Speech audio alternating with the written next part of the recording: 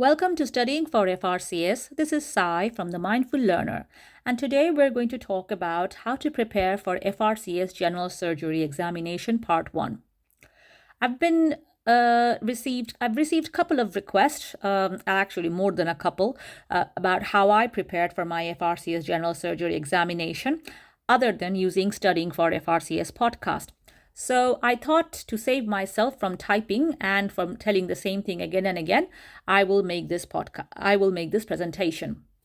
There is a podcast version available also of this presentation, so feel free to check that out if you want to listen to that. And here in this episode, I will talk about what I used, the resources I've used, and how I use them. One of the main things that I found when I was preparing for my FRCS General Surgery Examination is the feeling of overwhelmness. There is so much to study, and you don't really know where to start from.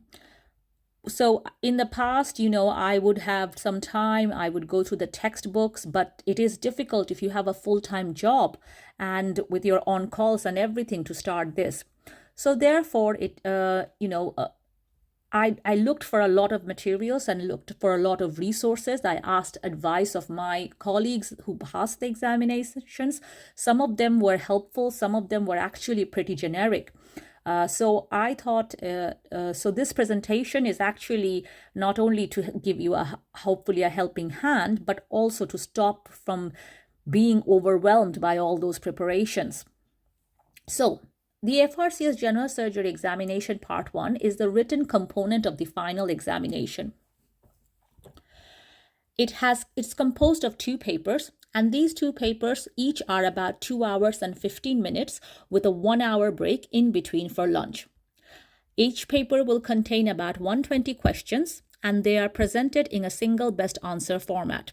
There is no EMQs in the exam.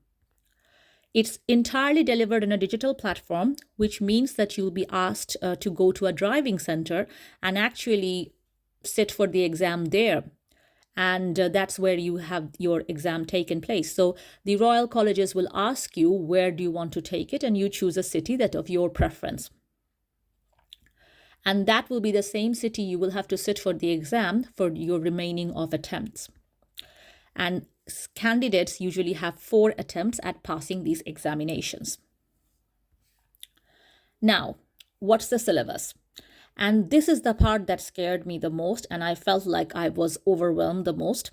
When I prepared for my MRCS, I just went for the questions and answers. I had some basic knowledge, and I felt like the Parchment Smith, the MRCS OSCE book, or the MRCS book was actually quite helpful.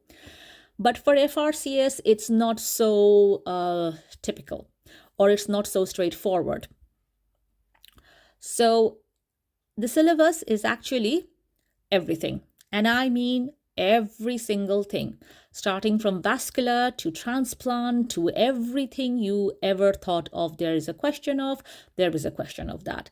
And, technically they are not allowed to put urology questions or other neurosurgery questions, but actually you will get trauma questions. You might even get some urology questions regarding or relating to the trauma, but not necessarily, specialty urology questions, that is. And you will have everything. You will have ped surgery, you will have general surgery, you will have emergency trauma. So everything you can think of, it's in the syllabus. There is a curriculum on the website of the JCIE, so please head into there. I think if you have time, then you can download that syllabus and do like a checklisting thing, but it is overwhelming. Now, how do you prepare? So let's keep this very simple, and that is you study the material and you practice the questions.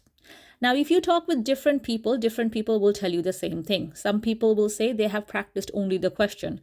Some people, they said that they have studied the entire material twice over and then they've practiced questions and then they did the exam.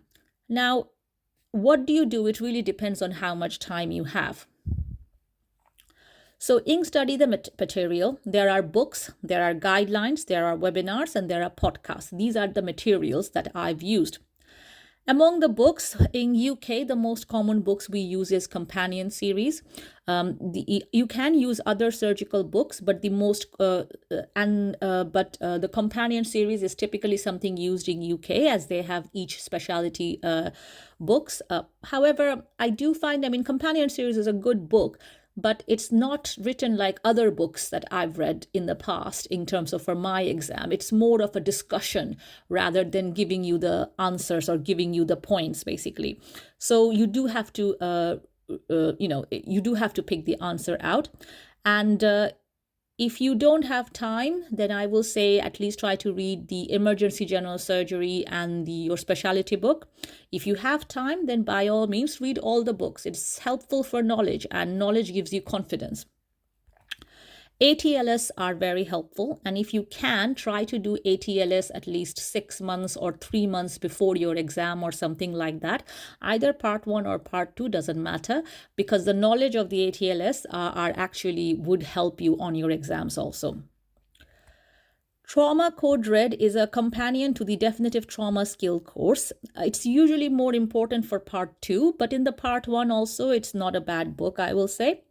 And CRISP protocols. So for critical care, so actually CRISP books are very helpful. So you can, refer to that if you want to. The guidelines and the webinars that's the important thing, because a lot of the questions are about the guidelines. And it is particularly daunting when it is not a guideline of your specialty. For an example, if you're not a colorectal, you will not know what is the cancer guideline of the colorectal. If you're not breast, you won't not know and the breast is such a changing subject. So number 1, you need to know the NICE guideline. That is the most important thing. So the NICE guideline regarding your specialties, it's helpful. Second is for colorectal, I would go for ACPGI. For upper GI, there is RU group, and both of these are actually very helpful. Now, I'm colorectal by trainee, so ACPGI I found very useful for my preparation, but the RU group also has a lot of materials in their website. For breast surgeons, you have to be a member, or you have to use the resources of ABS, that is Association of Breast Surgery. And also you will have for hernias, the European Hernia Society is very useful. For trauma and also for emergency surgery, actually more for emergency surgery, the guidelines of World Society of Emergency Surgery is something that we commonly refer to. For trauma, it is the American Association of Trauma Surgeons. That's what we refer to. And then there is BTS Society for transplant, and also the BATES for the endocrine surgery.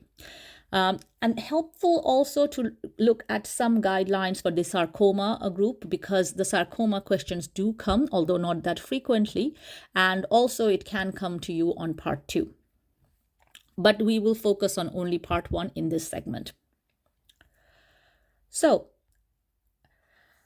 podcasts. Now, obviously, the podcast and the webinars and the YouTube videos behind the knife is very well established. It is very well written, very well slick and explicit content. I really liked it and I used it a lot. For the videos, I often refer to SAGES. For colorectal videos, I refer to Colorectal Disease Journal. For breast surgery, there is a Recon Surgical videos, which I found useful in understanding reconstructive surgery. And then there's also SAT, which is channel in YouTube for app site reviews. And I found them useful for comprehensive reviews in terms of our short reviews, basically. The problem I found in all of this was that they are meant for a different audience. I mean, not that there is much difference, but there is some difference between that and for what we require for FRCS. Behind the Knife, for an example, it's a brilliant resource. I really recommend this. I really like this podcast and its YouTube channel, but there's so much information around it that I got very overwhelmed when I was using Behind the Knife for my preparation.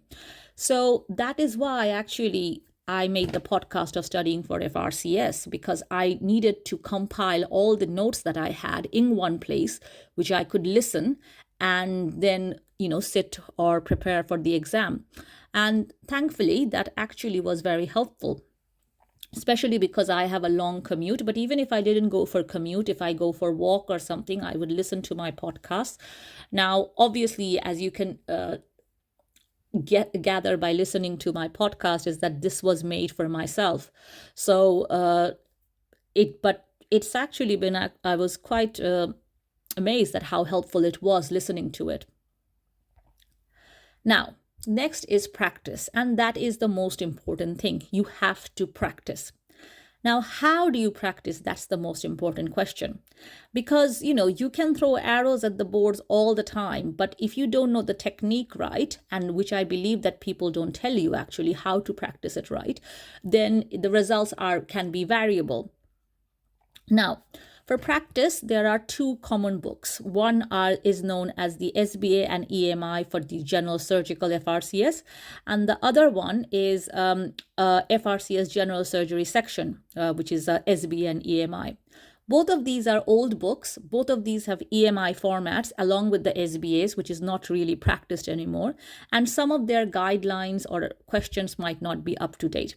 However, their explanations are very good, especially the question explanation, and you do get a lot of background information from these questions. In fact, a lot of my notes were from these books, which, of course, I compiled in my podcasting studying for FRCS. Now, what question bank will you use? So there is EFRCS. This has been around for a while, and some will say that, some of my colleagues will say that it's not exactly as good as it was before. And also it's not as up to date. And that is true. I will agree with that. However, it has about 1,000 questions, and I felt like it helped me to prepare because it did have 1,000 questions, and there are a lot of questions that, which will help you to gain the knowledge. So that was helpful.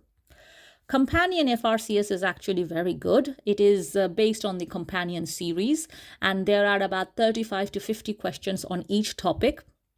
And it has a lot of pictures, which you get in the exam. Actually, in the exam, you get worse quality pictures than you have on the website. But I found that to be a very useful and a helpful website, practice examination site, basically. Higher FRCS, which is a relatively newer website for questions, and all of these are actually just website format. And Higher FRCS is also good.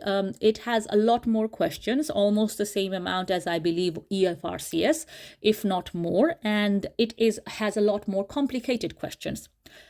I would say that I found some of the questions to be, I felt like they were just filling in. I'm not sure why, but most of the questions were very good. And, they were quite, I would say, required more in-depth knowledge. So I would recommend doing the Higher FRCS also. And there's another website, which is Surgery Online FRCS. It's also been around for a while, and it has about 400 questions or so like that. And this is not devised or divided in a chapter-wise situation, but it's just like all culminated together. So I would recommend doing this in the end of your preparation rather than at the beginning, because this will just help you. And I'll explain to you why I recommend that. Now, how do you practice? Now, you have the football, which is your knowledge, and the goalpost is right there. So it's far away. So how do you practice? So for any practice, you have to give yourself enough time. Now, how much time is enough time? And it's really variable. I've seen people prepared for only 2 months, and also I've seen people prepared for 2 years. So I would say, what is your normal, how did you pass your previous exams? How long did it take you to prepare? And make a plan for that. The thing about this exam is it's all about planning. So if you plan beforehand to give yourself enough time, and remember, timing is different. If you have a relatively quiet job where you are 9 to 5, where you don't have to do on-calls, or you don't have to go to nights, or you don't have that much busy takes, then perhaps 2 or 3 months is enough for you. But if you have a very busy job, like I did with my, 1:6 on calls, and with our elective being quite so busy, 2 or 3 months was actually, in hindsight, was a very short time for me. So in a sense, how long did I give myself? I think in total, if I count FRCS 1 and 2 simultaneously, then I would say about 5 months. So 2 months, 2 months before the part 1 examination. But just to keep in mind, I passed FRCS part 1 on my second attempt. So I didn't pass it on my first attempt. So all of these are from, my experience of things I did wrong. And the previous time also I did the same. I prepared for 2 months, but on the previous time I did not culminate my knowledge or compiled my knowledge like I did with my notes, like I did with the podcast. So the podcast was just a way for me to compile my notes. So give yourself enough time. That's the most important thing. If you can't give yourself enough time, take your annual leaves. I cannot stress the importance of taking those annual leaves before the exam. If you are in UK and if you are a trainee especially, but even if you're non-trainee, you are allowed to have 5 days of study leave for the exam preparation before the exam. But you're also allowed, I would say, also take your annual leaves around that time, because that grinding time during your own all days is really what's helpful. So, but if also every day, whenever you're waiting for patients, whenever you're, in between, you're waiting in the bus or whatever, just do some questions. So get yourself practice. So practice, practice, practice. And that's important, to make a time every day to practice. Now, that might be whichever time you need to do. You may set yourself a goal that I will do this many questions at this day, but also in between your on-calls or in between your theater, while you're waiting for a patient, also do the questions if you can. But this is something I will say that I really think is important. Practice mindfully. So I did this thing the first time I did that is because I would just practice any time I could get. So while I'm waiting for somewhat patients, while I'm waiting, while I'm having my lunch and everything. But all I was doing was just clicking a question, seeing the brief answer, but not really taking in the knowledge of the answer. So sometimes I would get the recurrent questions wrong because I wasn't practicing mindfully. So sit yourself time and practice mindfully, as in read all the explanation. Whatever you do to base those explanation is, compile them or whatever you do, but practice mindfully. That's what I will say. I've already mentioned take time off before examination, and that's very useful. Unfortunately, I had my on-call block just before my exam. So, but the difference it made that I was finished with my day on call. So I had about 4 days to recover. So we finish on call on Thursday, and then on Tuesday I have my exam. But because it was days, so your body recovers quickly. If you're coming off from nights, your body recovers slowly. So try not to swap your on-calls if you can. If you can, try to make sure that you are not on nights just before your exam. No matter how much you think you'll be fine, you won't be. Planning advance again. So take your leaves, take all of these and planning advance, and that's very important. So if you do this beforehand, this is really helpful. And also, if you have family, if you have children, if you have, other commitments, you also have to plan them in advance. This exam kind of is like a vacuum. It sucks out everything else in your life. So if you plan in advance beforehand, then it just minimizes it maximizes your effort and minimizes the impact. Now, remember, if you do it for a short time, hopefully you will pass quickly and you won't have to go through this grind again. So that is what's important. I know some of my colleagues, when they were preparing for their exam, they stayed in accommodation for that month because it saves them from commute and also some time away from their family because they just can concentrate on the exam. But again, that's not possible for everyone.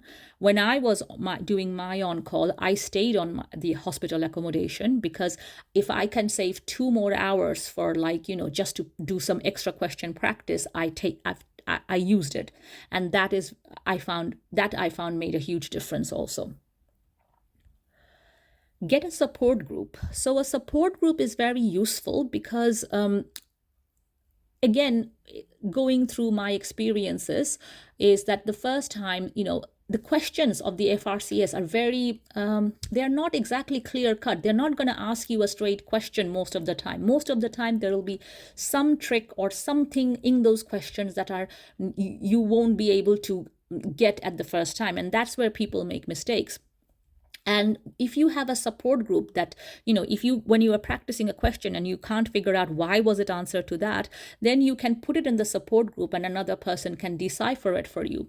For an example, there was the question in one of the websites, I can't remember. So it was about a patient who had an obstructive tumor in the rectum, and the patient needs a near obstruction, so the patient needs defunctioning. So, or was it a rectal trauma? I can't remember. So what kind of diversion will you do? Diversion stoma will you do? So the answers were loop colostomy, end colostomy, and loop ileostomy, and something like that. So if you have, in our clinical practice, if you have a patient who has a stoma or who has an obstructive tumor, you want to bring out, usually, if it's possible, you want to bring out either a sigmoid, if possible, as a stoma, or a transverse colon as a stoma, basically.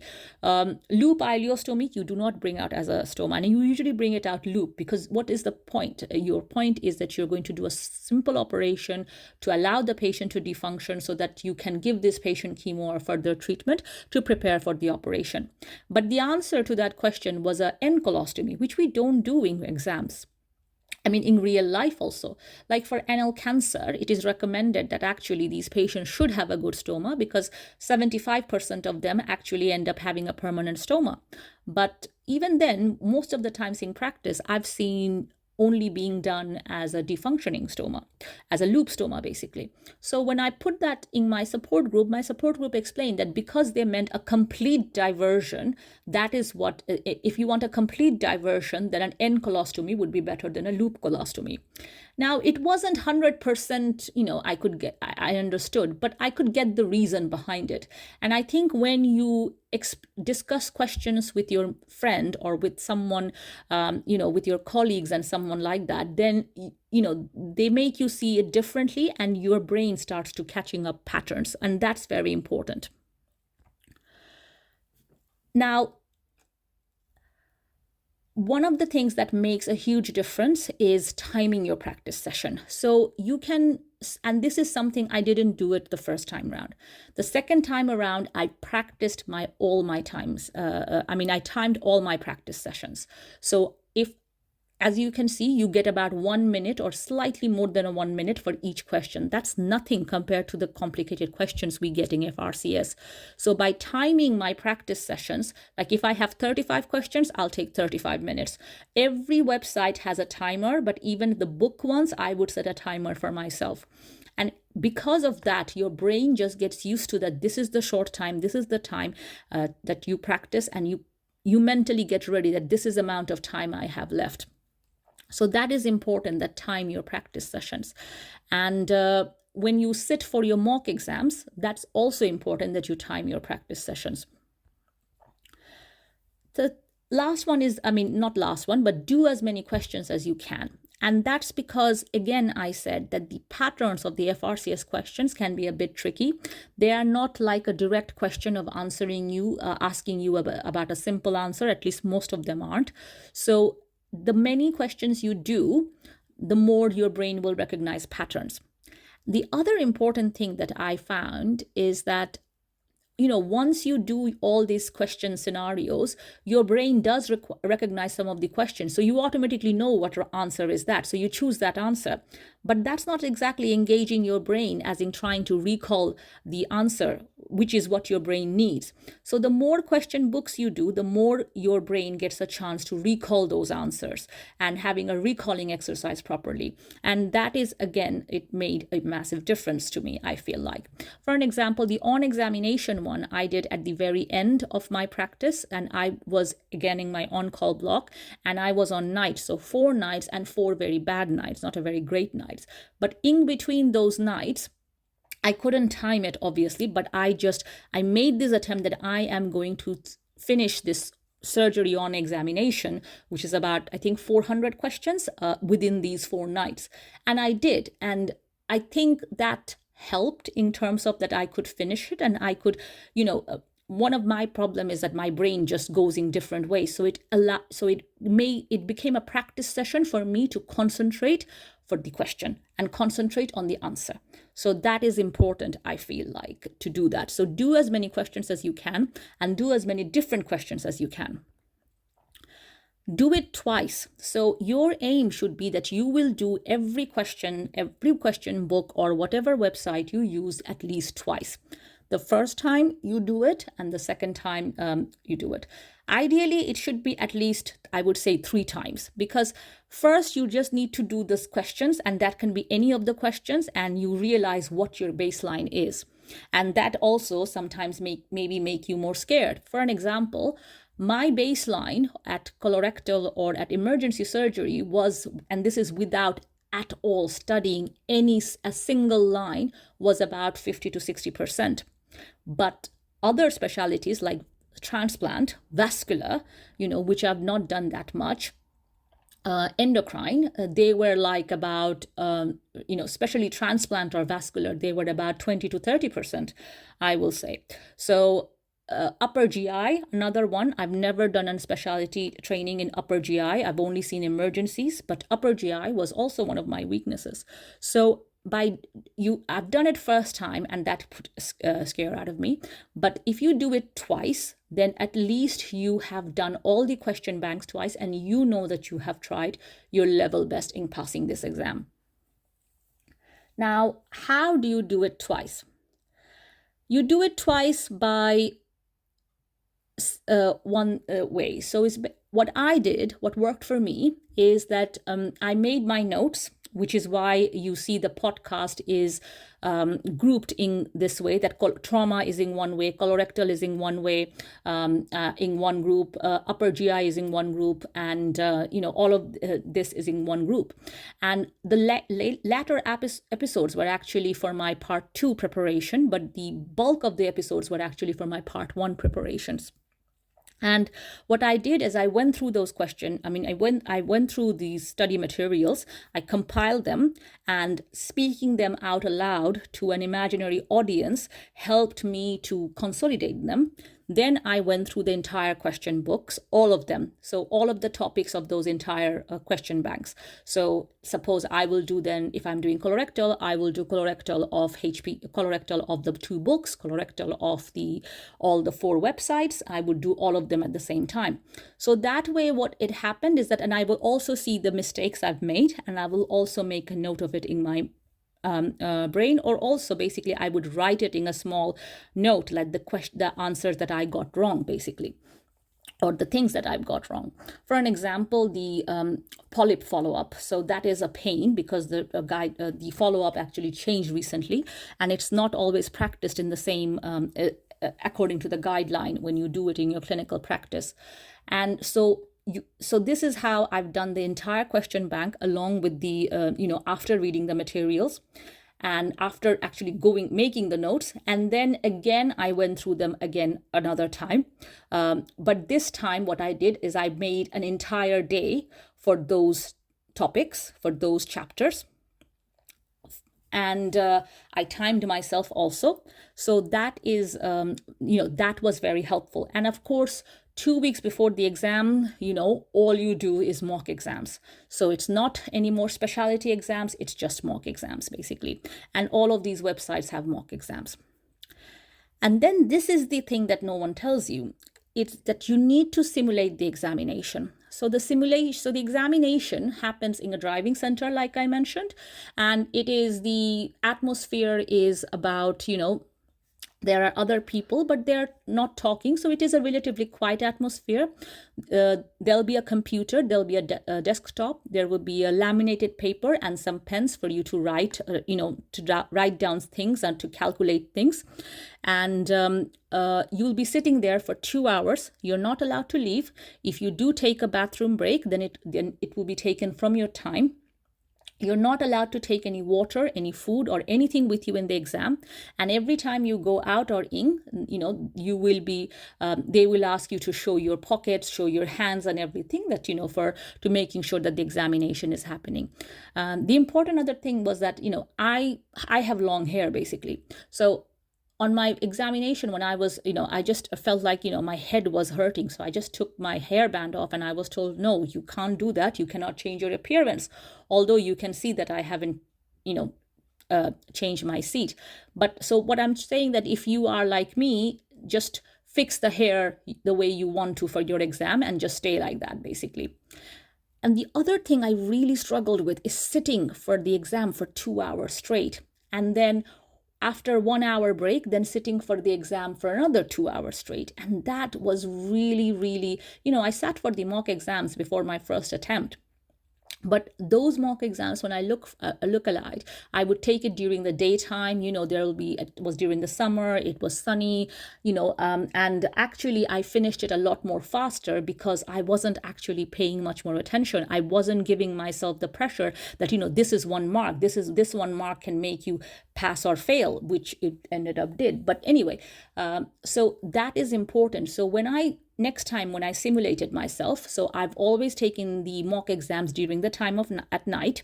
I had a table and I had my desktop, not my mobile. The first time when I practiced on my, the mock exams, I did it on my cell phone. Not this time. I practiced on my phones, on my desktops, and I, exactly the way I would do it in the examination room. The lights I tried not to have bright lights because you don't get them in the exam. And I timed myself that before this 2 hours or 2 hours and 15 minutes, you will not leave this desk. You will not drink or do anything, so that I can simulate the thirst, the, mental tiredness that I would feel during the exam. So before the exam, I would say for 10 days, and this excludes the days I were on call, I sat for mock exams 4 hours every day. And again, that made a huge difference. Now, there are 4 websites, as you can see, 3 websites with EFRCS and Companion, and also of the higher FRCS. Now, after you do it twice, after you do the mock exams twice, you kind of know all the questions. So then I started doing chapter by chapter, and again I timed myself so that before these 2 hours I'm not going to leave the table. And that simulation really helped me, because here's what's going to happen, especially when you are sitting for the second part of exam, because you are tired, your brain will stop not think, and just sitting on a same spot for 4 hours straight is a lot. Yes, you do get a 1 hour break, but sometimes you are allowed to take that break shorter, which I did the first time. I didn't do it the second time. So this is important. So simulate the exams. Simulate the exam. First you do the mock exams, and then when the mock exams are done, then you do the topic specialty exams. Like you will do, if for an example, if there's 50 questions, then you will do like 2 chapters of Companion FRCS, or you will do some questions of EFRCS. But this sitting and this practicing, this really helps. And the other thing that I did differently, which I think made a massive difference, is when I was able to take the leaves, I was able to sleep and eat and rest healthy. So I took a lot of walks. I started running again. And when I was taking a walk or running, I was listening to the podcast. And also I was eating well, and I was having a routine, which, when you're working, is very difficult to have that. So that also helps. Now, when you are practicing, the important things you need to look for is certain, you need to develop that focus, and that focus is important. So focus on the exam. Try to get those 5 hours. If you can't do it at your home, go at library, go at somewhere else, but go at a place where you won't be stimulated by anything else, because that is another thing. Looking at a desktop for 2 hours straight is not a very nice thing to do. So focus, basically, I would say. Now, the important thing is that when you are practicing, this is the important thing. When you read the questions, look out for the words will not, least likely, not true, and false. because that's important. And these are the words that catches you out basically. So look at for those words in the question. And remember that you have to choose the correct answer from the available list. The actual correct answer might not be in the question. So don't worry about what is the actual correct questions, but or answer. Worry about among the possibilities you have, which one is the most suitable for it. So this is a summary of my part 1. I will soon release my part 2 preparation course video about how I prepared for part 2 and what resources did I use. I hope you find this video and this presentation useful. If you want the links, as they will be in the description box in the YouTube. But otherwise, please leave any comments if you have any further questions, and please like and subscribe, because that goes to show a lot to help to grow this channel and to help other people who are similarly like us, that is studying for FRCS. So thank you.